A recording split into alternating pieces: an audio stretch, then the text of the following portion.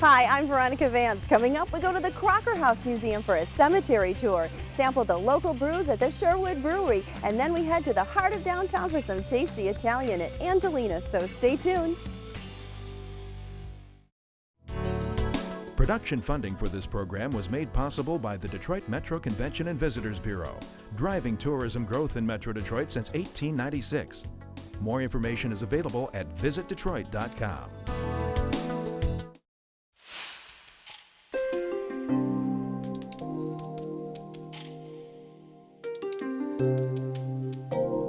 If you're looking for a really unique tour, then we've got just the thing for you. It's here in Mount Clemens, and it's the Crocker House Museum Cemetery Walk. Now, the day starts out with a funeral tea, then you head over to the Crocker House Museum, you get to tour an actual wake there, then you end up here at the Clinton Grove Cemetery, where they've got actors portraying the dearly departed. Now, this is not a scary event, it's simply a fascinating one.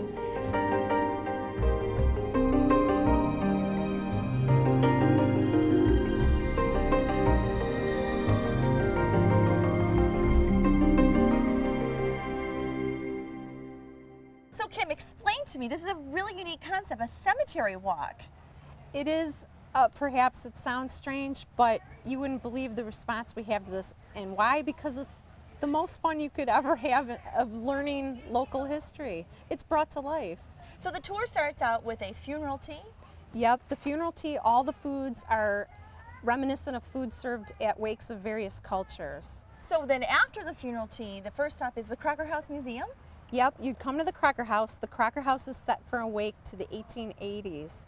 So you walk in the door, it looks like a house of that era, what you would expect for a wake. From the Crocker House Museum, they go to the cemetery with a guide. What's the cemetery where they go to? The cemetery is Clinton Grove Cemetery, and we do encourage families to bring their kids because it takes the fear out of the cemetery, and it really shows them that the cemetery is a place of history, it's a place of art.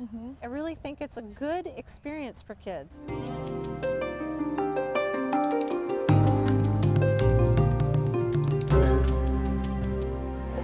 Now, the first part of the cemetery walk is optional, but if you opt for it, it includes a funeral tea, which is served here at the Presbyterian Church, just down the road from the Crocker House Museum.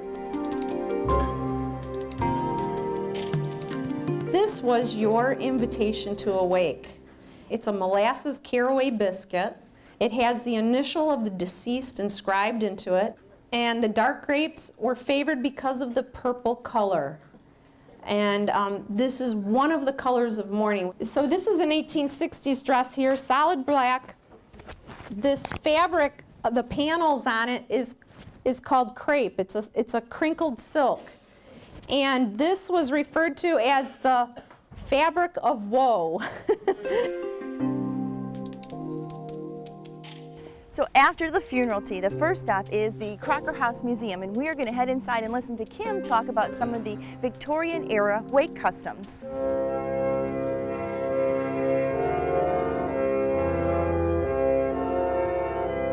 You're in the formal parlor now, and the formal parlor is set as you would have seen it in the 1880s, really in most of the Victorian era, even well after the turn of the century, when funerals were done in the home. This I replicated from an actual obituary from the 1860s. Sending flowers, you were doing a favor to mask odor. This also represented their belief in the afterlife. So even the dollhouse is decorated like for a wake? In mourning, absolutely. They would have the wreath on the front door and the bunting all around the home, and there is a little coffin inside because they are having a wake. Just coming here for a visit any time of the year, you can see they've really paid attention to detail in recreating a house from the late 1800s.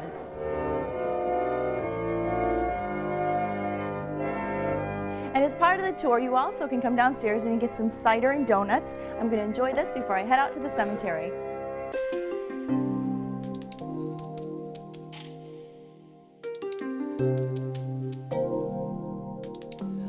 Roxy, we've taken the bus from the Crocker House Museum. We've ended up here at the Clinton Grove Cemetery. Now what happens? Well, then we take the group and we go to several different stations, and at each plot, the dead people come alive. And yeah, and they speak, and they tell us all about themselves and about Mount Clemens and about the area and what happened in their lives. And it is so interesting. You learn so much. I mean, I've learned so much about the Bath City. Hi, I was Chief Michael Smith, and this was our 1923 Arns Fox fire engine. I'm George Crocker from the Crocker House, and these are my 3 wives. Yes, I'm Cecilia Tarleton Crocker. I'm Harriet Steele Crocker. And I'm Catherine Lee Dickinson Crocker. We've got a Frenchman here who became a village trustee of Mount Clemens. Oui, oui, here he goes.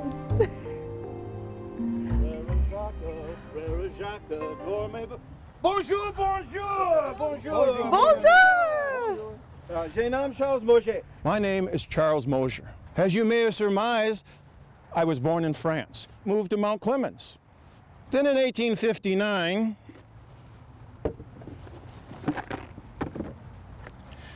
I became a village trustee. In January of 1865, the Mount Clemens Salt Company was formed, and I bought 5% of the company's stock.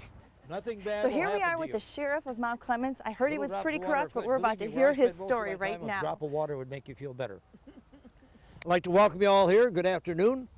How many of you folks are from Macomb County here?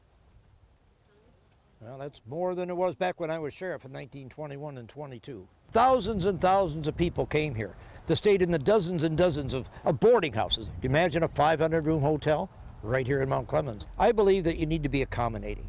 You want these paying guests to stay here and spend a lot of money, you have to provide for them. And I figure if you relax the law just a little bit, as long as no one gets hurt, everybody wins.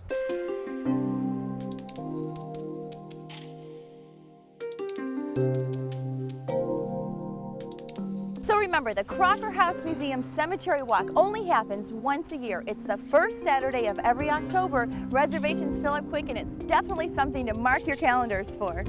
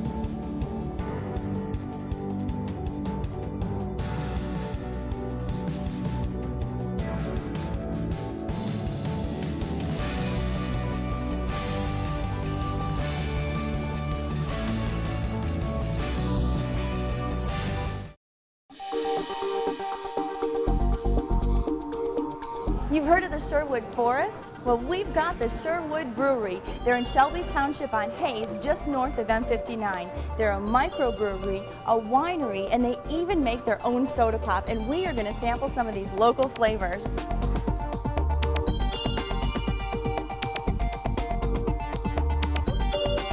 Well, Ray, so you guys are making your own beer, wine, soda pop here. Tell me about Sherwood Breweries. Sherwood Brewery, we're a microbrewery that opened up in 2006. We're also a small winemaker and a small restaurant pub. We make all of our own beer, all of our own wine, all of our own soda. We don't have any Coke or Pepsi products. We also make a small selection of food. We have pizzas, burgers, salads, sandwiches, all made in-house. We try to do as much as we can from scratch. You know, in the summer we might have 2 to 3 different wheat beers. In the winter we're going to have more dark beers, stouts and porters, maybe a couple at a time. And then everything in between, seasonal beers like Oktoberfest or Maibach. And I see you've got kids in here too. I would imagine that the soda pop that you make here is a big draw. We wanted to make it exciting for everybody that came in. So instead of just having root beer, sometimes we'll have like a mango bubblegum soda. And it's really big in here too. I love the ceiling, that open look, all painted. Yeah, and, you know, everything's kind of grown over the years. We started off very sparse, almost no decoration. Now customers bring in beer bottles for us to put on the wall. In a couple years, it's growing. Yeah. Well, can I see where all the magic happens? Sure. So this is the brew house, and from here, like, we've got the ground up grain or the grist, and then we add that into the mash tun up here. We mix it by hand. We load it in by hand and mix it where we have hot water waiting for it, and we add more hot water, and we have it at a set temperature where we'll get the grain or the enzymes that are naturally present in the malt to activate and break down the proteins, the starches, and the beta-glucans. And then we'll move it over into the kettle where we'll cook the beer. And that's also where we add all the hops. Once we get all the extract into the kettle, we'll cook it generally for at least an hour. Typically our beers will boil for at least 75 minutes. When it's done boiling, we'll whirlpool it in that same vessel. Once it's whirlpooled, we'll run it through a series of chillers, one that utilizes fresh water. And we'll move it into our fermenters, which are the 4 tanks over here. And alcohol is a byproduct of the fermentation process. What's going on in here right now? What are you making Right today? now we're making an amber ale. This is kind of a brief rundown. It's not everything that we have available right now, but kind of a brief selection of everything. For the sodas, we've got our blue raspberry soda. This is our diet cherry cream.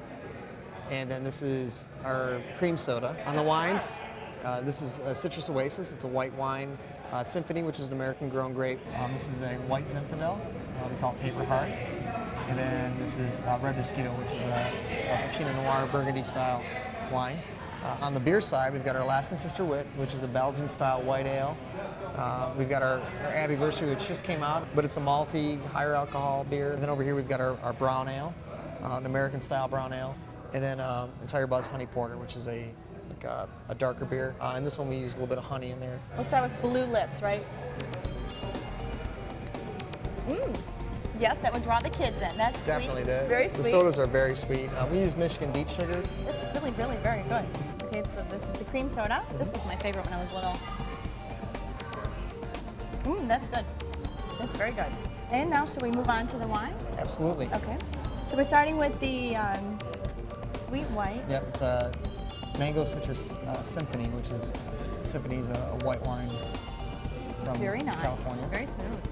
Off dry, not semi-sweet. So what does off dry mean exactly? Just barely sweet. It's totally not fermented out. Oh, it's nice. Whereas semi-sweet will be a little bit sweeter. This just comes across as not dry. Do you generally like Pinot Noir? Yeah. That's a smooth red wine. Yeah. It's not heavily oaked. Oh, that's like fruity. The Wit's like a fruitier wheat beer. Okay. You get some orange peel in it. We use fresh oranges. So we squeeze the orange juice right into the kettle and then put the orange peel in. Okay.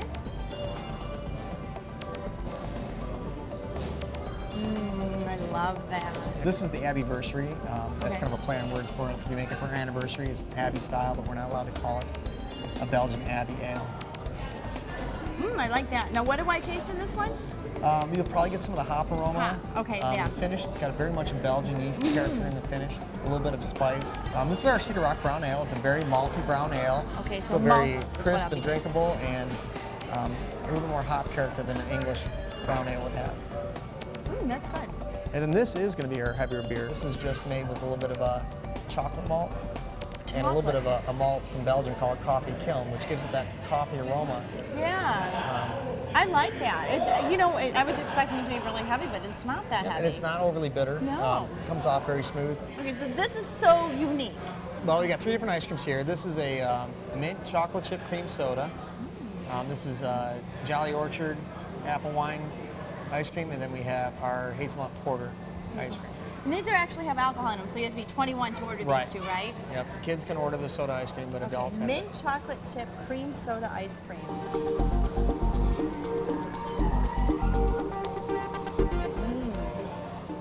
That's good. Jolly Orchard apple wine. It's like a green apple Riesling if you use that. This is nice and creamy. You get like an apple flavor from it. Yeah. We've done that with caramel as well, more flavor. And that's usually the beer is the most popular by far. Yeah, that's very good.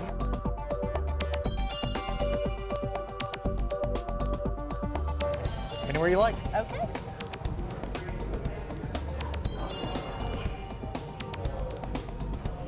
All right. Thanks a lot. Thank you so much, Ray.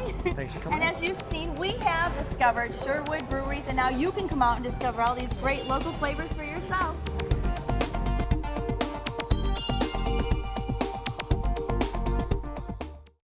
There are plenty of things to see and do in Metro Detroit, and our calendar of events is up next to point you in the right direction. Zombie attire is encouraged for Adventure Park's Glow Night, and Northville's Heritage Festival celebrates the Victorian era. Explore historic Detroit sites on 2 wheels, then revisit out-of-production cars at the Orphan Car Show. Woodward becomes Detroit's nighttime exhibition of art and light, and the Magic Stick hosts the inaugural Motor City Comic Festival. Creativity abounds at Ferndale's DIY Street Fair and Eastern Market After Dark, along with the Detroit Design Festival. To learn of any changes, log on to visitdetroit.com or call 1-800-DETROIT.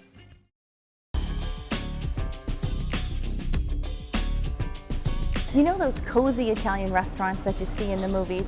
You know the kind with the great locations, the fabulous city views, and the warm, welcoming atmosphere? Well, we have one of those Italian restaurants right here in downtown Detroit, Angelina Italian Bistro.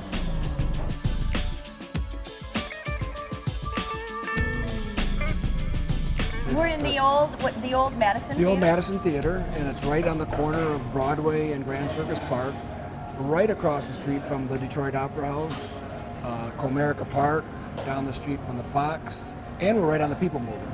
So anywhere that the People Mover goes, people can get to us, or come here for dinner and go there. So it's just easy access, yes, right in the heart of it all. absolutely. And you guys have just had rave reviews of your food as well. it's nice to hear not just the reviews from the press, but when people come in and say, I've had a fantastic time, I'm taking a stack of cards, I'm emailing all my friends, it's really nice. You've also mentioned you've got a lot of local Detroit touches in here. Can Absolutely. we go kind of take a peek at some of those? We wanted people to remember what the building was, and that was the Madison Theater. That's a painting from a 1928 photo. Oh, it's a painting. It actually looks like an actual photograph. Yes.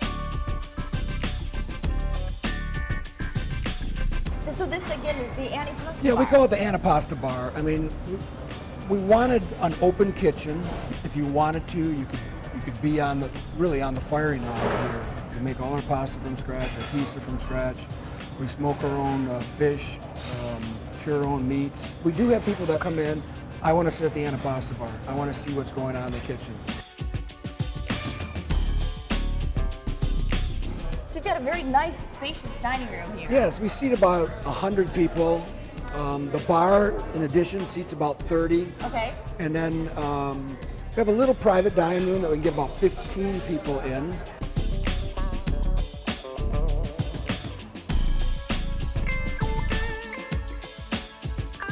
Well, Tom, on the note of talking about the food, it's really got my mouth watering to try some of it. Excellent. Well, let's try some.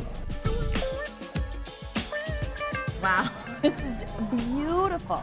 I mean, presentation is such a part of eating, and Absolutely. this is just phenomenal. Over here is our eggplant torre, and basically we've taken polenta. We also have a goat cheese that's layered with, eggplant, and then a grilled portobello mushroom.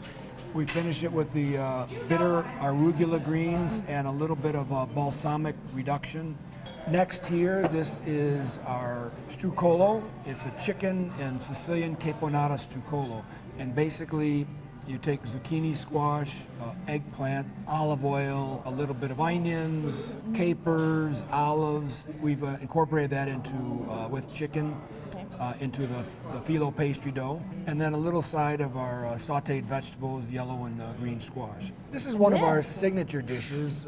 It's called the La Angelina. This is an artisan salami, mortadella. This one has pistachios. That is a mousse made with bay scallops. This is a smoked salmon. And then we have the different roasted vegetables here. This is the bruschetta, Tony Soprano's favorite. Yeah. Grilled fennel, grilled asparagus, and grilled green onions here. And of course olives to go with that. These are handmade ravioli, and they're stuffed with ricotta cheese, and we put thyme, oregano, and basil. We do a white wine butter sauce with the roasted garlic and the tomatoes, and then the artichoke hearts. And then finally, this is only one of our desserts: dark chocolate, white chocolate, milk chocolate, dark chocolate crumbles on the top, and finished with chocolate in the midleaf, and it's absolutely amazing. We also make a traditional tiramisu. She makes apple tarts and cakes, cookies, all sorts of things.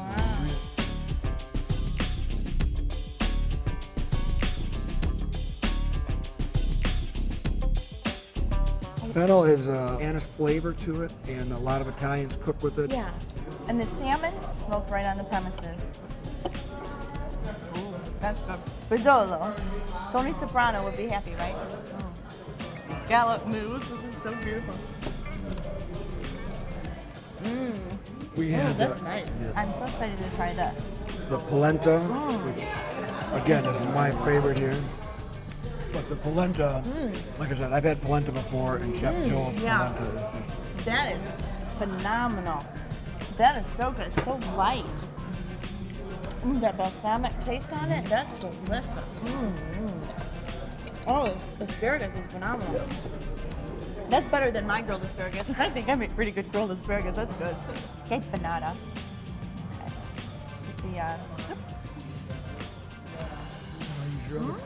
Nice. Ooh, I like the red pepper flavor. That's very good. I don't know what I would order when I came back. I'd have to say, please set me up again. I'll let you try some of the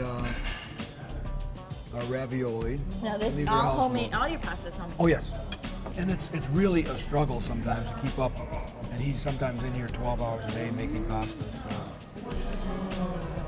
And the sauce on that is so yummy. Again, butter wine, you said? Yeah, butter white wine, butter. And this will change. Taste TV. This is delicious. Hopefully that's not too big for you.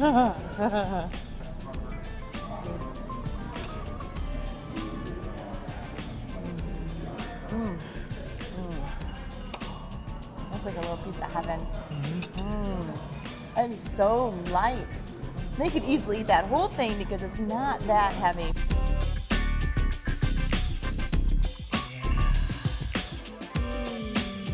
Tom, thank you so much for a fabulous meal. You're very welcome. My pleasure. And if you are looking for scrumptious Italian food, beautifully prepared, then look no further than Angelina Italian Bistro, right in the heart of downtown. Great views, and this says it all right here.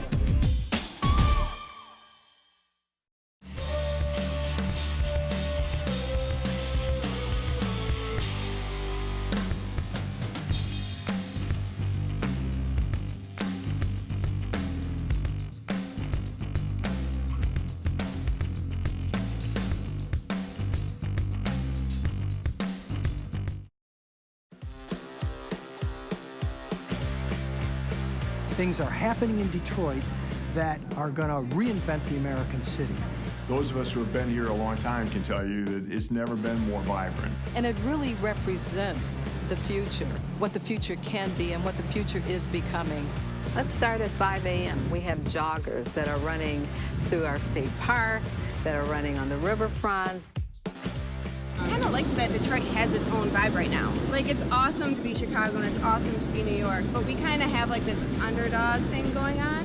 Visitors come in from out of town and they absolutely adore the city of Detroit. When they get here, what they see is different than what they've come to expect. I've been all over the country, and downtown Detroit is as safe as anywhere I've been. You have a lot of people, especially our generation, who are doing everything we can to build it up. So in a way, it feels like being in a kind of lively college town in the middle of Detroit.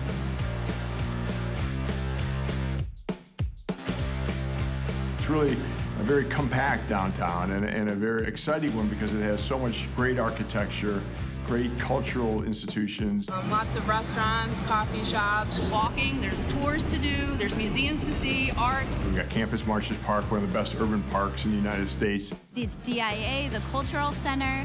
We have a farmer's market. It's easy to get from here to Campus Martius to Greektown, just walk all over the place. The Fox Theater, the DAC. There is so much to do in this city, and it's not like every other city. Come to Detroit and see for yourself. You gotta see it to believe it. Well, that's our show. Thanks for watching. I'm Veronica Vance. And remember, if you would like more information on any of the places we visited, log on to visitdetroit.com. So until I see you next time, go out and explore on your own and discover the D. To learn about discounts and special offers for featured attractions, plus how to get copies of Visit Detroit magazine, click on visitdetroit.com. Production funding for this program was made possible by the Detroit Metro Convention and Visitors Bureau, driving tourism growth in Metro Detroit since 1896. More information is available at visitdetroit.com. Hang on, I gotta figure out how to turn it. Always something happening here. You never know what. Oh, hang on. Oh, how's that? Is that better? Keep watching it. Thank you. Does that happen often? No, never. What I want to do, even to get more direct.